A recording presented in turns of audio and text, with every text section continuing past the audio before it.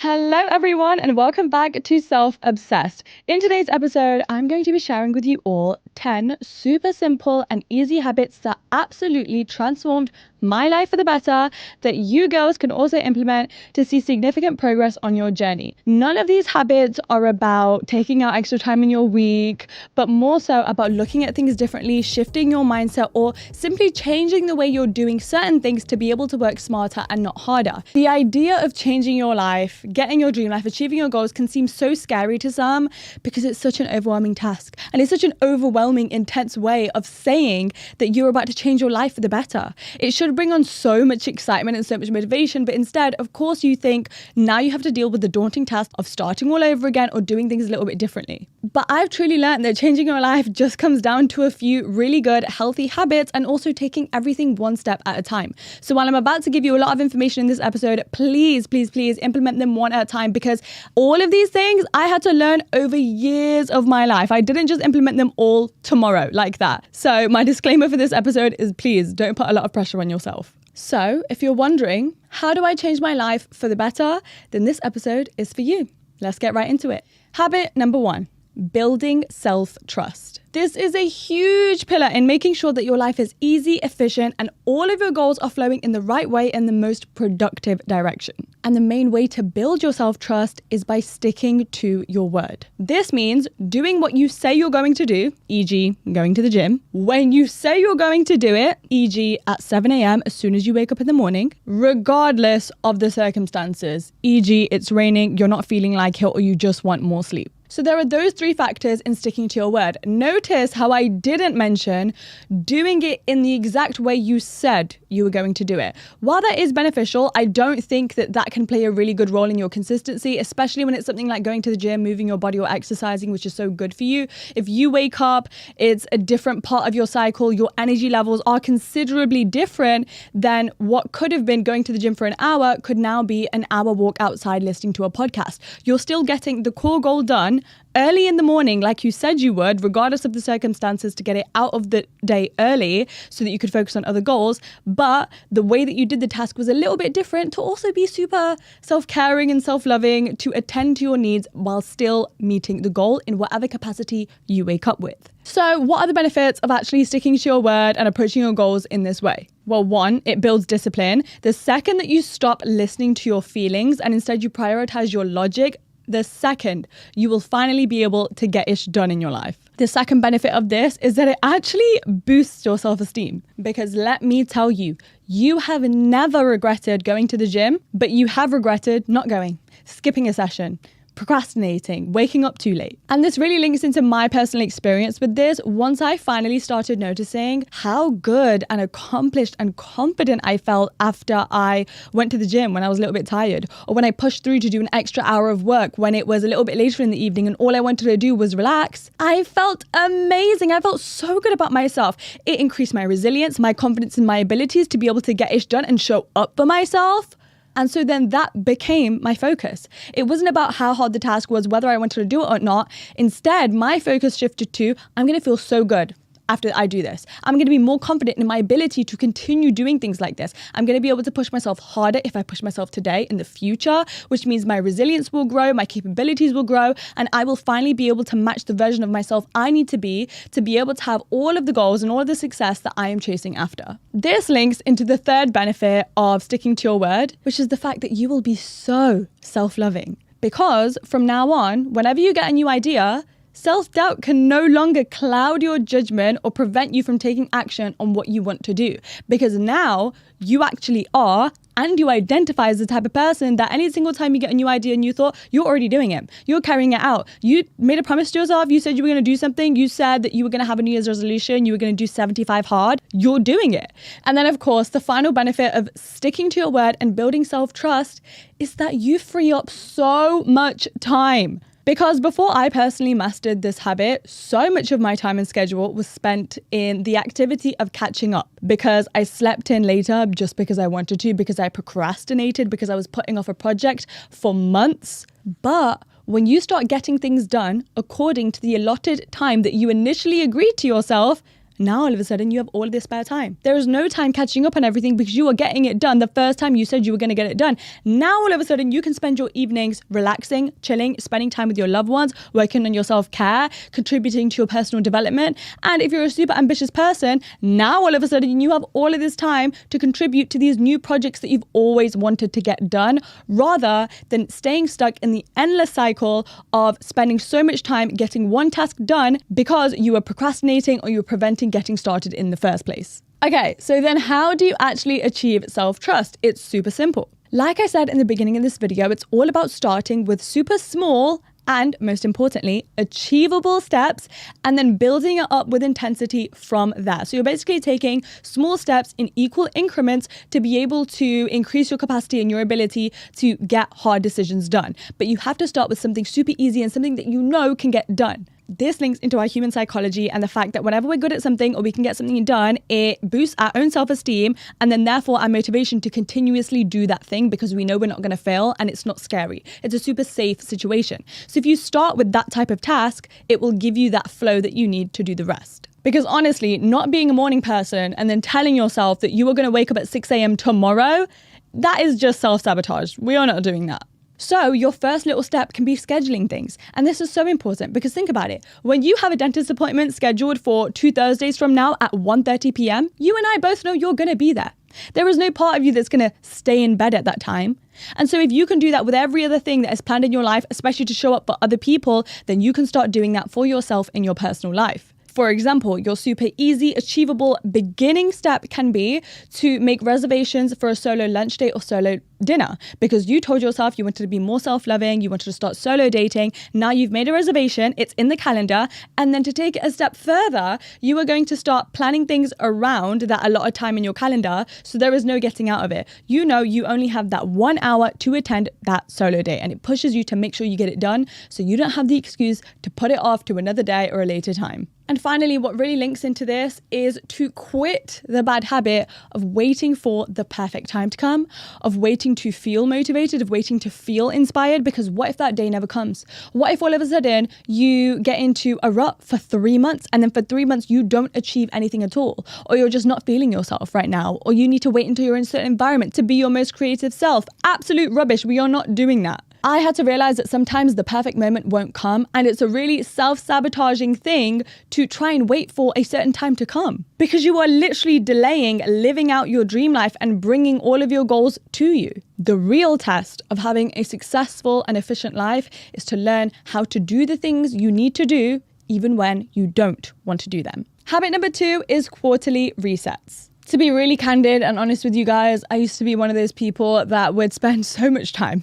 and I mean so much time, like days, planning out my New Year's resolutions, and then I would never look at them throughout the year. And not only was that unproductive because I never actually got anything done that I was telling myself I would get done, link back to habit number 1, but it was just a huge waste of my time. I was planning hours on Notion, on my notes app, on my calendar, on these lists, days in the last week of the year. I'm going to do all of these things, and these are my goals, and these are my financial goals, and my personal development goals, and my wealth goals, and then nothing got done. Like, girl, please. Listen, it is so easy to set goals, but where a lot of people fall short is they don't realize that the real actual part of that is making those goals actually happen. And the way to do that is by holding yourself accountable and having these quarterly, weekly, or monthly resets. And the funny part is I'm actually in that stage of my life right now. And so I'm pulling up my New Year's resolutions list, and I've, by the way, already got so many things ticked off, which, hello, because of those quarterly resets and reviews I've been doing on myself, is increasing my self-esteem. Because I'm like, we literally only have a few months of the year to go. And look, I've already done all of these things, which means and which increases my confidence in knowing all of these things I have left, I know I can get done. Because I was consistently checking in on myself, knowing what was working, what wasn't, what I was making progress on, and what still needs to be done.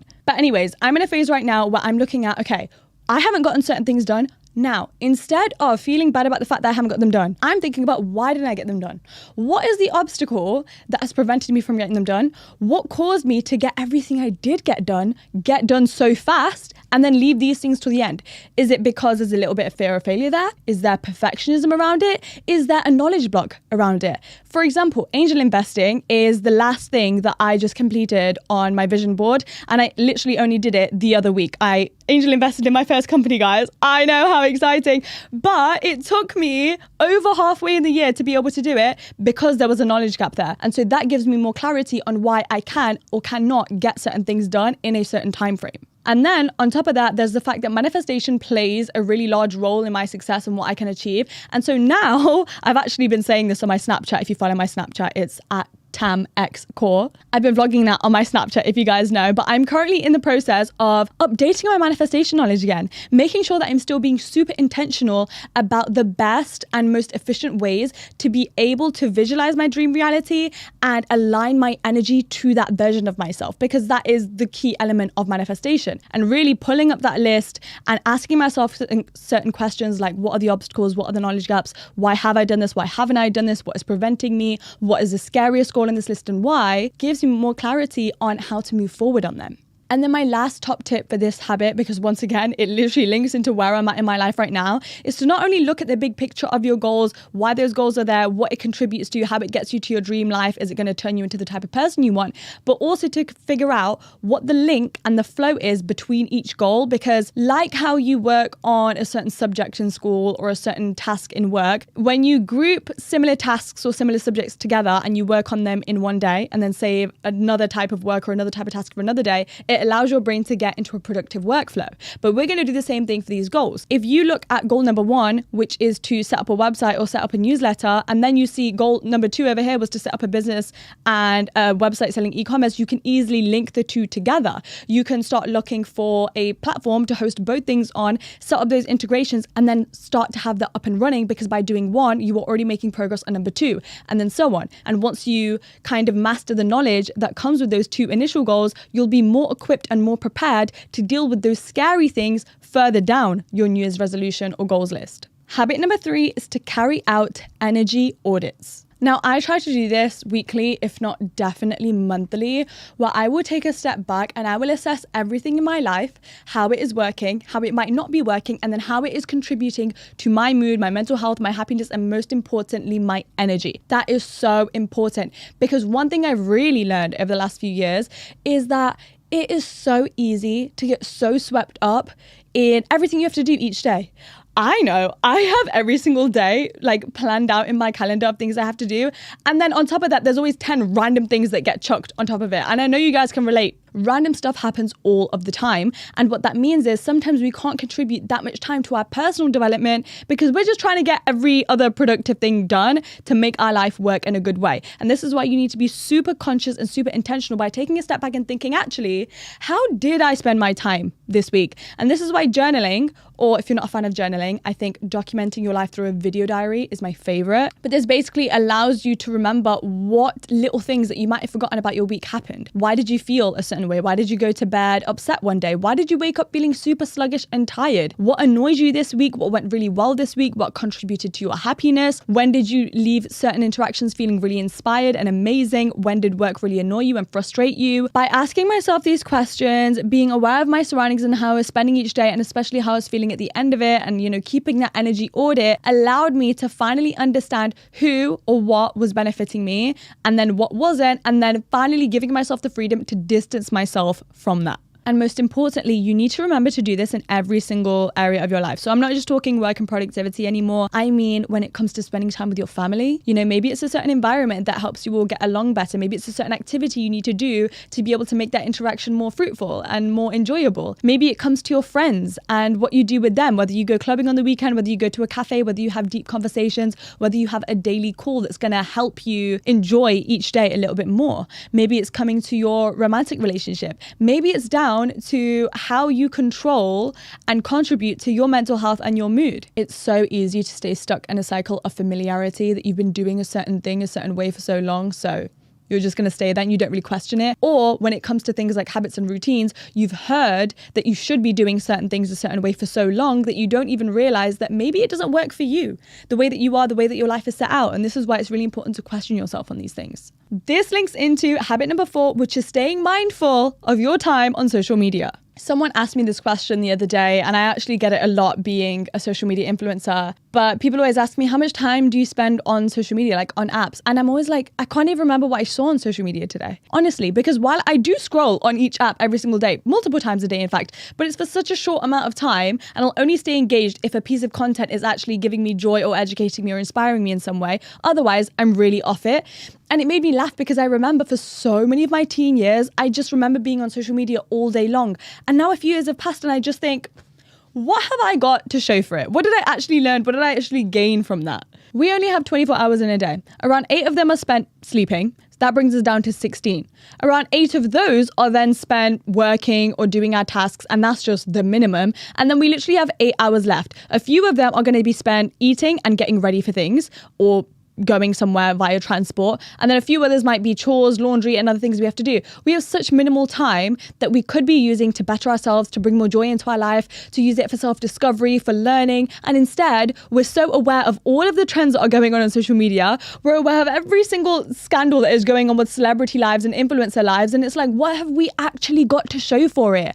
And I always think this with people who are commenting useless stuff on other people's content, especially hateful things, or people that know every single new slang word that comes out. How is that actually contributing to your life? And I don't even mean this in a productive way. I mean, is that going to contribute to your joy, to making sure that you have a fulfilling and meaningful life that fills up your cup in the unique way that you need it to be filled? That takes a lot of time and a lot of intention and consciousness to be able to achieve. But when you have this device in front of you that you pull out at any given moment to distract yourself from living the life that you should be living, you are never going to get those answers.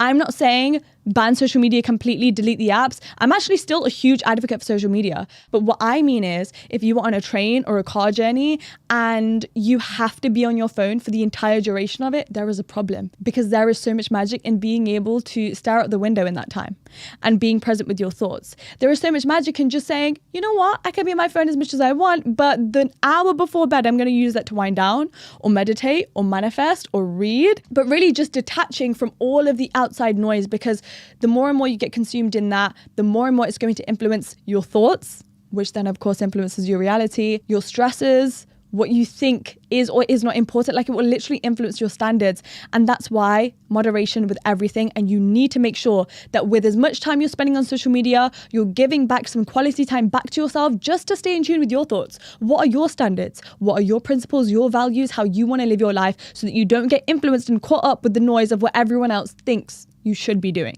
Habit number 5, probably my favorite of the list: less planning and more doing. And I am so passionate about this one, because if you know me, then you know I am the queen of planning. I absolutely love it. It lights me up. It gives me so much joy. Like, making lists, yes, please. Blocking out my calendar, having like all of these tables and things and documents of certain projects I'm working on and then how I'm going to work on them and the rough outline and like color coding things. I love it. But a rude awakening that has happened to me is planning is not you achieving your goal. In a way, it gets to the point where you are actually wasting time by planning past a certain point. There is a very fine line where planning is no longer beneficial for you and you're literally just self-sabotaging by still staying in that stage of whatever goal you are trying to achieve. There comes a time where you need to develop self-awareness for how much of your planning is contributing to your amount of output.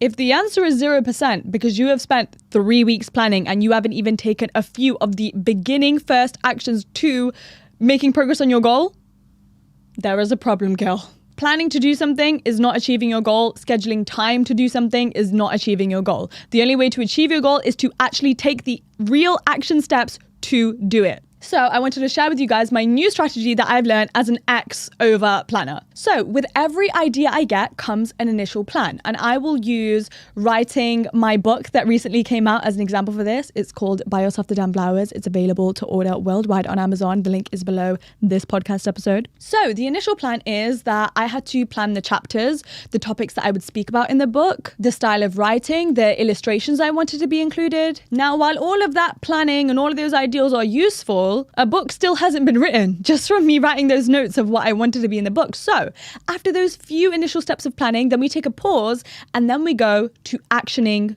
the actual goal, which is writing a book. So I'll get out a notepad, I'll open up a document on my laptop and I'll start writing down a few really rough paragraphs. Boom.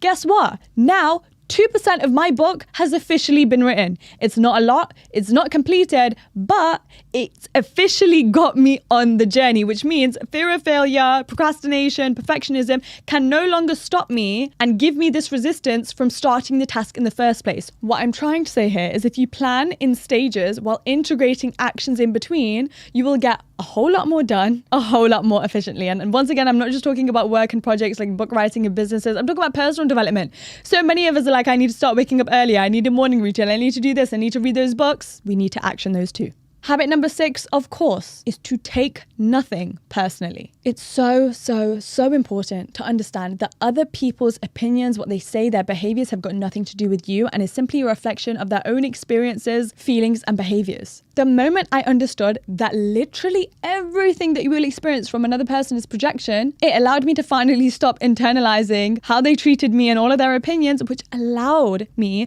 to release myself of any unnecessary negativity that was practically picking off other people and absorbing myself. And now my mindset has shifted to a place of that friend that hasn't texted me in a little bit of a while, I'm not going to do what I used to do, which is spend days overthinking it, worrying that they don't even like me, using it to define myself, my worthiness, or whether people want to be my friend or not. No.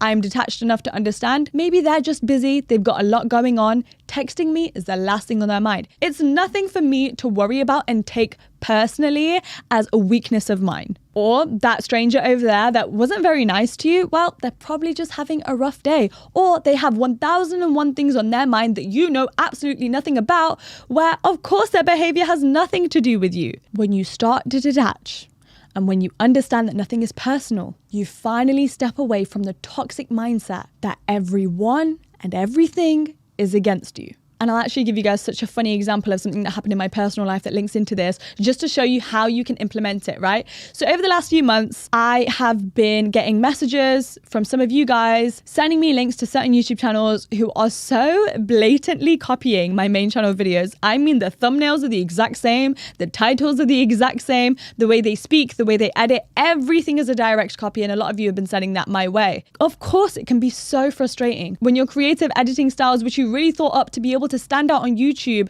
and to make sure that you could be successful, gets taken from you in an instant. Do you know what my mindset was towards it? I looked at it and it made me realize I can do so much more than this. And while I know that you shouldn't be offended with other people copying you because they're always going to be a step behind and so on, it also made me realize that I'm the one who possesses all of the knowledge here.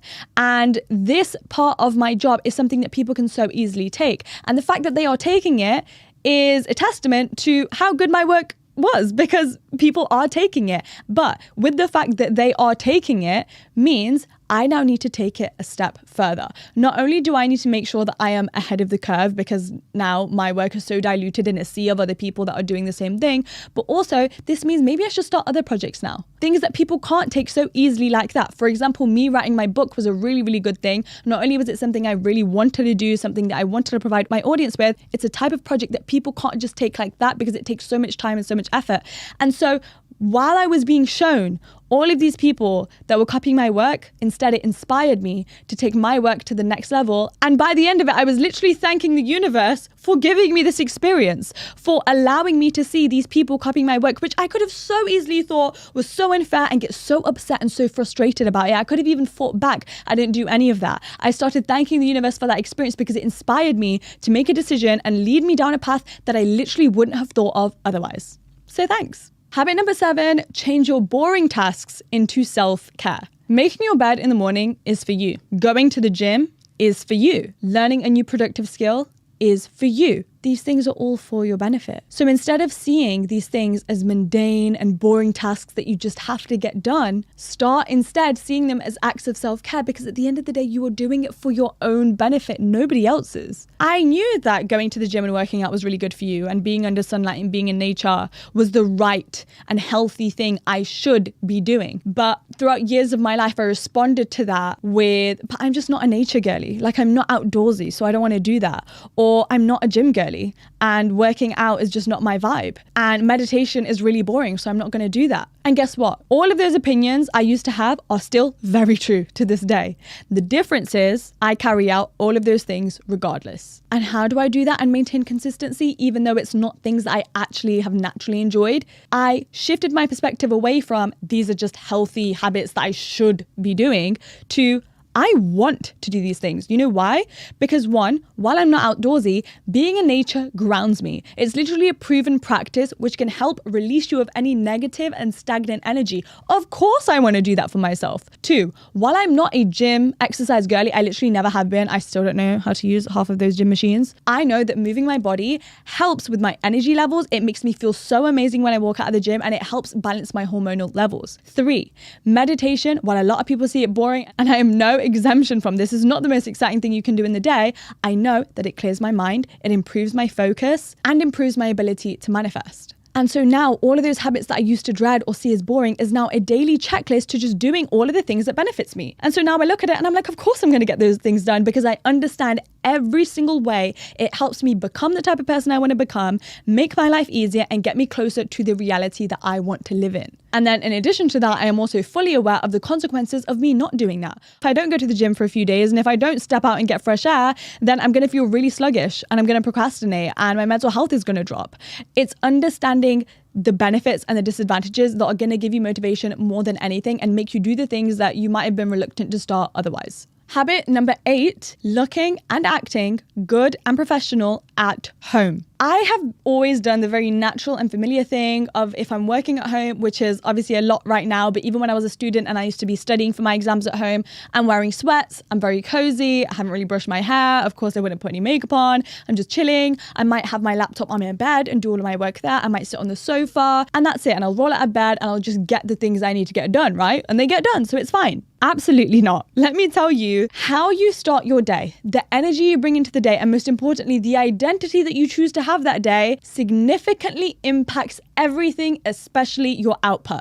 Now, literally a few days ago, I placed an order for a bunch of loungewear that would be comfortable, but also made me feel very put together. They were matching sets. They make me feel like I've put on a full outfit, even though I'm at home. I always do my hair. Like I'll give myself a little blow dry in the morning. I'll even put a little bit of makeup on because as soon as I do that, it's like I code switch to another version of myself. I'm not the girl who's sitting at home and about to watch a movie and then go to bed because my hair's up and my makeup's off and I'm in my pajamas. No, I've got a proper outfit on. I look presentable for the day, which will then prevent me from crawling back into bed and taking a nap or any of that. I have got my laptop on a desk with all of my time blocks laid out. I have all of my meals laid out as well. I've got a morning routine that serves me really well because the second I wake up, I know where I need to be, what I need to do. I'm meditating, I'm working out. All of these little habits which help me look good and then therefore feel good, but then also act good and professional, even though I'm in a home setting, is really, really reflected in the work that I do as well. It honestly makes such a big impact. You feel put together. You know that you're ready to get stuff done.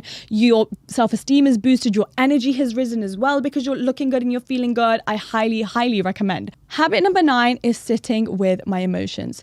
This has helped me in all aspects of my life, but I actually had a follower recently who met me at my book signing event, and she spoke about issues that she was having with being someone who's sensitive and who cries a lot, and the fact that she had been shamed for that a lot. And while she was saying all of this and I was answering her questions, it really reminded me that I've been that way my entire life, and I used to get shamed for it as well. And it reflected to me the growth that I've had that I haven't even noticed, which is I am such an openly emotional and sensitive person now, and I validate my needs and my emotions while I'm going through it, and I hold space for myself to cry when I want to cry.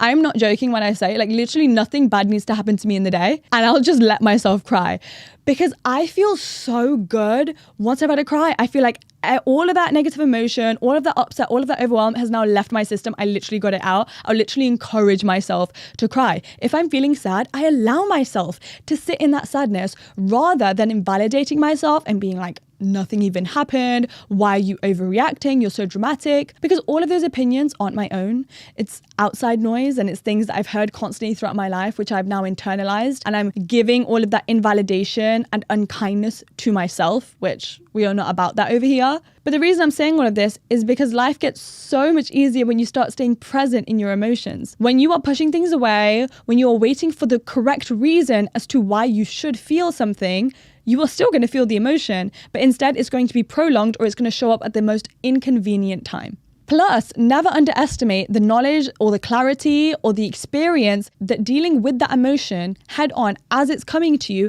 will give you. You might get a new idea. You might learn something new about yourself. It might give you clarity on a situation that you've never had clarity on before because you're actually paying attention to yourself, your needs, why something's upset you. It allows space for self-discovery, which we know is so important, not only when it comes to actually being productive because you learn more about yourself, but also your personal development journey. When you feel down and you are pressuring yourself to just power through and get stuff done anyway, not only is that super harmful to yourself, but it starts conditioning yourself that you come last place and that you don't matter. And you are the only person in your life that will ever hold the power to be able to control how you feel about yourself, where you rank, and you should always come first. And if you don't sit with your feelings to fully process them when you're unhappy, you will never know how to fully embrace your feelings when you're actually happy. It honestly all boils down to emotional intelligence, which starts with sitting with yourself and holding your hand when you're by yourself at home feeling sad and validating those emotions and holding space for yourself, to then emotional intelligence when it comes to dealing with other people and when they're having emotional reactions. Maybe you're going to be this big business person and you're going to have a team of people to handle. How are you going to handle that? Or when you're in a work setting, when you're at social events, when you're making new friends, it starts with yourself, and then you are able to exhibit that skill with so many people going forward in your life. And it's such an underrated skill, which I promise you a lot of people don't have. So please pay attention to and embrace your emotional vulnerability. And finally, habit number 10 is to not live in the future or the past, but the present. Hold on. I know so many people say this, and it seems like such a common piece of advice to give, but just listen to the context that I'm about to give it in. Now, we already know that living in the future is going to make us anxious, and living in the past is going to make us feel depressed or down or regretful. And we also know that the present is the literal only thing that exists, and it's the only thing that we should be paying attention to because it's the only thing we actually have in our possession. And you can't change the future nor the past, right? That's all understood. But my approach to this common fact, which is very true, is to only focus on the 24 hours in front of me. Not only from the aspect of staying present, but also to make sure that I can get every single thing out of that day, to also keep my stress at bay, and then most of all, to not get consumed in things that haven't arrived yet, to make sure that I can give my best self to the things that are happening right now. And I'll give you an example of this. Last week, I flew to Venice with my boyfriend. We had the most amazing trip. We flew out on Friday. On Monday, I knew that I was going and traveling and it was going to be the best weekend, like being on holiday for the first time in a while. I couldn't wait. When I tell you, I literally only remembered that I was going on holiday on Thursday night when it came time to pack, to plan out all of my outfits. And it really made me realize that for so many years of my life, I used to be that person that used to plan in advance for so many things. And while that can be beneficial in certain work environments or goals, when it comes to things like this, you are robbing yourself of everything that's happening in your current day for something so exciting that's coming in the future. And I know it's so easy, but that holiday, that's coming regardless. I was going to pack the night before regardless. That does not need my focus. But this day, although it might be mundane and boring because I'm just working at home, that needs my attention. Because while I'm going through my tasks, maybe I need to pay attention to my emotions. Maybe there's new projects or ideas that are circulating in my brain that need my attention so that I can bring them into my consciousness and then therefore into my reality. And what I'm trying to say here is, while you might have a really exciting festival coming up, plans with your friends, traveling, you can't wait to move out of your apartment next month to move to a new city, all of that stuff is going to happen regardless. That boring workday that you think doesn't need that much attention right now, I promise you needs it, because it ensures that you are showing up as your best self and you are getting everything you need to get out of it. And I found myself all the time, people would be like, oh, what you got going on this week? And I buffer for like 3 minutes because I'm like, what am I doing? I'm not thinking about it. I'm not going into my week thinking, oh my God, I have that really hard event that I need to go to on Friday. I'm nervous for it. No. Why am I bringing future stress into my present day and then making me go through the worry twice? Who is that helping? I'm going to focus on the joy of today, and so on and so forth. It really allows you to make sure that you always have your best interest at heart, and then you never have to doubt that you really made the most of every single day and hour you lived on this earth in your life. And that brings us to the end of this episode. I hope you guys enjoyed it. If you did, please comment down below if you're watching on YouTube what you thought of it and what your favorite part was, because I love listening to your feedback. Be sure to check out all of the links below in the description. If you didn't know, I have 2 YouTube channels where I give exclusive self-help advice all of the time. You can also check out my Instagram, Snapchat, and TikTok because I upload daily content on there so that we can talk and engage with each other and chat. But for now, I will see you guys same time next week on Wednesday for a brand new podcast episode. And until then, have a great week. I appreciate you.